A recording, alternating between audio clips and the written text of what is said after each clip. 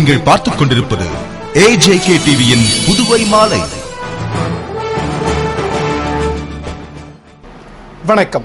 புதுவையில் நடைபெறும் பொதுக்கூட்டத்தில் பங்கேற்க வந்த திராவிட முன்னேற்றக் கழக பொருளாளர் ஸ்டாலினுக்கு கனகசெட்டிக்குளத்தில் மாநில அமைப்பாளர் MAS சுப்பிரமணியன் தலைமையில் நிர்வாகிகள் மற்றும் தொண்டர்கள் உற்சாக வரவேற்பு அளித்தனர். புதுவை அண்ணா திடலில் நடைபெறும் திராவிட முன்னேற்றக் கழக தலைவர் கருணாநிதியின் 90வது பிறந்த நாள் விழா மற்றும் புதுவை நாடாளுமன்ற தேர்தல் நிதியளிப்பு விழா பொதுக்கூட்டத்தில் பங்கேற்க கழக பொருளாளரும் தமிழக முன்னாள் துணை முதலமைச்சருமான ஸ்டாலின் புதுவை வந்தார். சென்னையிலிருந்து கிழக்கு கடற்கரை சாலை வழியாக புதுவை வந்த ஸ்டாலினுக்கு எல்லைப் பகுதியான கனகசெட்டிக்குளத்தில் மாநில அமைப்பாளர் MAS சுப்பிரமணியன் தலைமையில் திராவிட முன்னேற்றக் கழக நிர்வாகிகள் மற்றும் தொண்டர்கள் பொன்னாடை அணிவித்தும் பூங்கொத்து கொடுத்தும் உற்சாகமாக வரவேற்றனர். நிகழ்ச்சியில் மாநில அமைப்பாளர் MAS சுப்பிரமணியன், முன்னாள் முதலமைச்சர் ஜானகிராமன், அவைத்தலைவர் சுப்புராயன், துணை அவைத்தலைவர் சீதாவேதநாயகம், துணை அமைப்பாளர்கள் SP சிவக்குமார், ராஜாராமன், முன்னாள் பாராளுமன்ற உறுப்பினர் CP திருநாவுக்கரசு, பொருளாளர் அனிபால் கென்னடி, சட்டமன்ற உறுப்பினர்கள் நாஜீம், நந்தா சரவணன், முன்னாள் இளைஞரணி அமைப்பாளர் சிவா, முன்னாள் நகரமன்ற துணைத் தலைவர் ஜான்குமார், இளைஞரணி அமைப்பாளர் முகமது யூனுஸ், தொகுதி செயலாளர்கள் ஏம்பலம் செல்வம், செந்தில்குமார், நடராஜன், இளைஞரணி துணை அமைப்பாளர்கள் IG வீரராகு, திருவாண்டார்கோவில் காந்தி, தொண்டரணி அமைப்பாளர் குணா திலீபன் உள்பட பலர் கலந்து கொண்டு ஸ்டாலினுக்கு செண்டை மேளம் முழங்க உற்சாக வரவேற்பு அளித்தனர். தொடர்ந்து அக்கார்டு ஹோட்டலுக்கு ஓய்வெடுக்க சென்ற ஸ்டாலினுக்கு திராவிட முன்னேற்றக் கழக நிர்வாகிகள் உற்சாகமாக வரவேற்பு அளித்தனர்.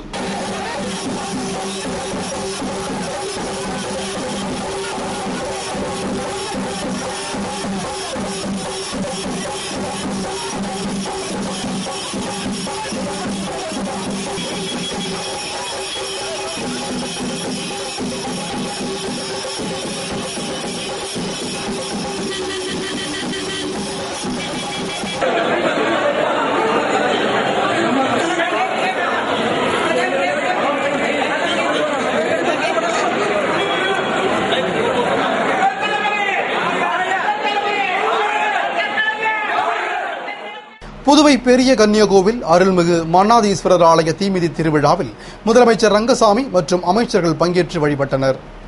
புதுவை பெரிய கன்னியகோவில் அருள்மிகு மன்னாதீஸ்வரர் ஆலய தீமிதி திருவிழாவில் முதலமைச்சர் ரங்கசாமி மற்றும் அமைச்சர்கள் பங்கேற்று வழிபட்டனர். புதுவை பாகூர் கொம்யூன் பெரிய கன்னிக்கோவிலில் எழுந்தருளி அருள்பாலித்துக் கொண்டிருக்கும் அருள்மிகு மன்னாதீஸ்வரர் ஆலய தீமிதி விழா கடந்த 26ஆம் தேதி துவங்கி தினமும் சிறப்பு வழிபாடுகள் நடைபெற்று வரும் நிலையில் முக்கிய உற்சவமான தீமிதி விழா நடந்தது.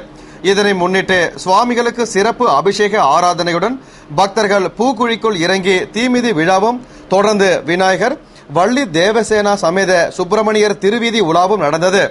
விழாவில் முதலமைச்சர் ரங்கசாமி, அமைச்சர்கள் ராஜவேலு, தியாகராஜன் ஆகியோர் பங்கேற்று வழிபட்டனர். திரளான பக்தர்கள் கலந்து கொண்ட விழாவிற்கான ஏற்பாடுகளை அறங்காவல் குழுவினர், விழா குழுவினர் மற்றும் ஊர் பொதுமக்கள் செய்திருந்தனர். அதுபோன்று பாகூர் ஸ்ரீ முத்தாலம்மன் கோவிலில் ஆடிப்பூரத்தை முன்னிட்டு அம்மனுக்கு மகா அபிஷேக ஆராதனையும் காத்தான் கழுமரம் ஏற்றமும் தொடர்ந்து அம்மன் வீதியுலா காட்சியும் நடந்தது. விழாவில் அமைச்சர் தியாகராஜன் மற்றும் ஆன்மீக அன்பர்கள் ஏராளமானோர் பங்கேற்று சுவாமி தரிசனம் செய்தனர். விழாவிற்கான ஏற்பாடுகளை அறங்காவல் குழுவினர், பாகூர் தெற்கு பகுதி மற்றும் நகரவாசிகள் செய்திருந்தனர். புதுவையின் மகத்தான விடுதலை இணைப்பு தினமான ஆகஸ்ட் 16இல் இந்திய தேசிய சுதந்திர கொடியேற்ற வலியுறுத்தி பிரெஞ்சு இந்திய விடுதலை கால மக்கள் நல நற்பணி இயக்கம் சார்பில் அமைதி மௌன பேரணி நடத்தப்பட்டது. புதுவையின் மகத்தான விடுதலை இணைப்பு தினமான ஆகஸ்ட் 16இல் புதுவை அரசு சார்பில் தேசப்பிதா காந்தி சிலை சதுக்கத்தில் இந்திய தேச சுதந்திர கொடி ஏற்றி சிறப்பித்திட வேண்டும் என வலியுறுத்தி துணைநிலை ஆளுநரிடம் மனு அளித்திட பிரெஞ்சு இந்திய மக்கள் நல நற்பணி இயக்கம் சார்பில் பேரணி நடத்தப்படும் என்று அறிவிக்கப்பட்டது.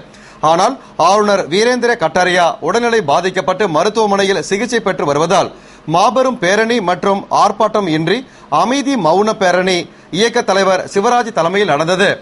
காமராஜ் சதுக்கத்திலிருந்து புறப்பட்ட பேரணி நேரு வீதியில் உள்ள பெருமாள் கோவில் வரை சென்று அங்கு ஆளுநர் உடல்நலம் பெற்றிட வேண்டி சிறப்பு வழிபாடு செய்யப்பட்டது மற்றும் தியாக மறவர்கள் மாதர்களுக்கு உணவு வழங்கப்பட்டது. மேலும் கொடியேற்றுதல் தொடர்பாக குடியரசுத் தலைவர் மற்றும் பிரதமருக்கு ஃபேக்ஸ் அனுப்பப்பட்டது. பேரணியில் இயக்க பொறுப்பாளர்கள் மற்றும் உறுப்பினர்கள் திரளாக கலந்து கொண்டனர். புதுவை ஆளுநர் வீரேந்திர கட்டாரியாவுக்கு சென்னை மருத்துவமனையில் இருதய அறுவை சிகிச்சை செய்யப்பட்டது. மேலும் அவர் நலமாக இருப்பதாக மருத்துவர்கள் தெரிவித்துள்ளனர். புதுவை துணைநிலை ஆளுநர் வீரேந்திர கட்டாரியாவுக்கு கடந்த 8ஆம் தேதி திடீரென நெஞ்சுவலி ஏற்பட்டது. உடனடியாக அவர் ஜிப்மர் மருத்துவமனையில் அனுமதிக்கப்பட்டு அவருக்கு முதலுதவி சிகிச்சை அளிக்கப்பட்டது. இதன் பின்னர் மேல் சிகிச்சைக்காக சென்னை மருத்துவமனையில் சேர்க்கப்பட்டார். அங்கு அவரை பரிசோதித்த டாக்டர்கள் அவருக்கு இரத்த குழாயில் அடைப்பு இருப்பதை அறிந்து இருதய அறுவை சிகிச்சை செய்தனர். சுமார் 5 மணி நேரம் நடைபெற்ற அறுவை சிகிச்சைக்கு பின்னர் ஆளுநர் நலமாக இருப்பதாகவும் ஓரிரு நாளில் அவர் டிஸ்சார்ஜ் செய்யப்படுவார் என்றும் டாக்டர்கள் தெரிவித்தனர். புதுவை திராவிட முன்னேற்றக் கழக இளைஞரணி முன்னாள் அமைப்பாளர் சிவா மற்றும் முன்னாள் பாராளுமன்ற உறுப்பினர் CP திருநாவுக்கரசு ஆகியோர் பாராளுமன்ற தேர்தல் நிதியை மாநில அமைப்பாளர் MAS சுப்பிரமணியத்திடம் வழங்கினர். புதுவை மாநில திராவிட முன்னேற்றக் கழக இளைஞரணி முன்னாள் அமைப்பாளரும் முன்னாள் சட்டமன்ற உறுப்பினருமான சிவா, முன்னாள் பாராளுமன்ற உறுப்பினரும் மூத்த வழக்கறிஞருமான CP திருநாவுக்கரசு ஆகியோர் கலைஞர் இல்லத்தில் நடைபெற்ற நிகழ்ச்சியில் பாராளுமன்ற தேர்தல் நிதியாக 12 லட்சம் ரூபாயினை வழங்கினர். நிகழ்ச்சியில் துணை அமைப்பாளர் ராஜாராமன், பொதுக்குழு உறுப்பினர்கள் தைரியநாதன், கோபால், தொழிற்சங்க தலைவர் ஆறுமுகம், வழக்கறிஞர் பாண்டியன், மனோகர், இளைஞரணி அமைப்பாளர் முகமது யூனுஸ், தொண்டரணி அமைப்பாளர் குணா திலீபன், மாணவர் அணி மணிமாறன், இலக்கிய அணி சுப்பிரமணியன், நெசவாளர் அணி சுந்தர வடிவேலு, ஆதி திராவிடர் அணி பிரபாகரன், விவசாய அணி தங்கவேலு, இளைஞர் அணி துணை அமைப்பாளர் திருவாண்டார்கோவில் காந்தி மற்றும் நிர்வாகிகள், தொண்டர்கள் என ஏராளமானோர் கலந்து கொண்டனர்.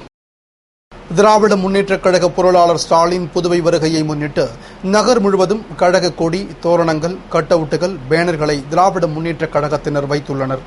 புதுவை அண்ணா திடலில் நடக்கும் கலைஞரின் 90வது பிறந்தநாள் விழா மற்றும் நாடாளுமன்ற தேர்தல் நிதியளிப்பு விழா பொதுக்கூட்டத்தில் பங்கேற்க கழக பொருளாளரும் தமிழக முன்னாள் துணை முதல்வருமான ஸ்டாலின் புதுவை வருவதை முன்னிட்டு திமுக சார்பில் புதுவை நகர் முழுவதும் திமுக கொடிகள், தோரணங்கள், கட் அவுட்டுகள், பேனர்கள் என வைக்கப்பட்டு ஆங்காங்கே அலங்கார வளைவுகள் அமைக்கப்பட்டும் நகரமே விழா கோலம் பூண்டுள்ளது.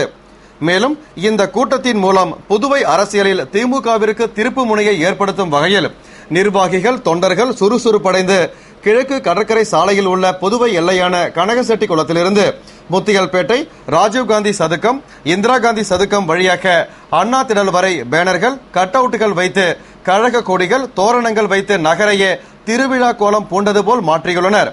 மேலும் இந்த பொதுக்கூட்டத்தில் ஸ்டாலின் உரையாற்றுவது திமுக நிர்வாகிகள் மற்றும் தொண்டர்களிடையே புதிய உற்சாகத்தை ஏற்படுத்தியுள்ளது. புதுவை காலாப்பட்டு மத்திய சிறையில் தினமும் இருவேளை சோதனை நடத்த சிறை ஊழியர்களுக்கு சிறைத்துறை IG சுக்லா உத்தரவிட்டுள்ளார். புதுவையில் கடந்த ஆண்டு ஆகஸ்ட் 10ஆம் தேதி ரவுடி ஜெகன் வெடிகுண்டு வீசி கொல்லப்பட்டார். இதுகுறித்து போலீசார் நடத்திய விசாரணையில் மர்டர் மணிகண்டன் சிறையில் இருந்தபடியே தனது கூட்டாளிகளுக்கு செல்போன் மூலம் திட்டம் வகுத்து கொடுத்து கொலை செய்தது தெரியவந்தது. இச்சம்பவத்தை அடுத்து சிறையில் அதிகாரிகள் அடிக்கடி சோதனை நடத்தி 25க்கும் மேற்பட்ட செல்போன்களை பறிமுதல் செய்தனர். மேலும் ஜெகன் கொலை வழக்கில் சிறையில் இருந்தபடியே மர்டர் மணிகண்டனிடம் யார் யார் பேசியது என்று செல்போன் நம்பரை வைத்து அதிகாரிகள் நடத்திய விசாரணையில் ஜெகன் கொலைக்கு முதல் நாள் புதுவையில் உள்ள கூட்டாளிகளுக்கு மர்டர் மணிகண்டன் 20 முறை பேசியுள்ளார். எனவே கைதிகள் செல்போனில் பேசியதை தடுக்க தவறியதாக ஏனாம் சிறை வார்டன்கள் கூண்டோடு இடமாற்றம் செய்யப்பட்டனர். இது தொடர்பாக அறிக்கையை முழுமையாக ஆராய்ந்த சிறைத்துறை IG சுக்லா மர்டர் மணிகண்டன் செல்போனில் பேசிய போது தடுக்க தவறியதுடன் அலட்சியமாக பணியில் இருந்த 5 சிறை வார்டன்களையும் தற்காலிகமாக பணி நீக்கம் செய்து தற்போது உத்தரவிட்டுள்ளார். மற்றும் தினமும் காலாப்பட்டு மத்திய சிறையில் இருவேளை சோதனை நடத்தி அறிக்கை கொடுக்கவும் உத்தரவிட்டுள்ளார். இதேபோன்று காரைக்கால், ஏனாம் சிறையிலும் சோதனை நடத்த அவர் உத்தரவிட்டுள்ளார். புதுவையில் தொடர்ந்து 2வது நாளாக இடி மின்னலுடன் கனமழை பெய்ததால் பூமி குளிர்ந்தது மற்றும் விவசாயிகள் மகிழ்ச்சியடைந்தனர். புதுவையில் கடந்த சில நாட்களாக பகலில் வெயிலின் தாக்கம் அதிகமாக இருந்தது. இந்த வெயிலின் தாக்கம் இரவிலும் நீடித்ததால் பொதுமக்கள் மிகவும் அவதி அடைந்த நிலையில் கடந்த ஒரு வாரமாக சீதோஷ நிலையில் மாற்றம் ஏற்பட்டது. அதன்படி நேற்று முன்தினம் பகலில் வெயிலின் தாக்கம் அதிகமாக காணப்பட்ட போதிலும் மாலையில் குளிர்ந்த காற்று வீசி நள்ளிரவில் திடீரென கனமழை பெய்தது. பின்னர் நேற்று காலை முதல் லேசான சாரல் மழை பெய்ததாலும் மதியம் வெயில் காய்ந்தது. ஆனால் மாலை 6 மணிக்கு மேல் வானில் கருமேகங்கள் சூழ்ந்து இரவு 8 மணிக்கு மேல் பலத்த மழை பெய்ய துவங்கியது. இந்த மழை சுமார் 2 மணி நேரத்திற்கு மேலாக கொட்டி தீர்த்ததால் சாலைகளில் மழை தேங்கியது. இந்த மழையின் போது சூறைக்காற்று வீசியதால் நகரம் மற்றும் கிராமப்புறங்களில் மின்தடை ஏற்பட்டு பொதுமக்களின் இயல்பு வாழ்க்கை பாதித்தது. இருப்பினும் தொடர் மழை காரணமாக பூமி குளிர்ந்தது. மேலும் பொதுமக்கள் மற்றும் விவசாயிகள் மகிழ்ச்சி அடைந்தனர்.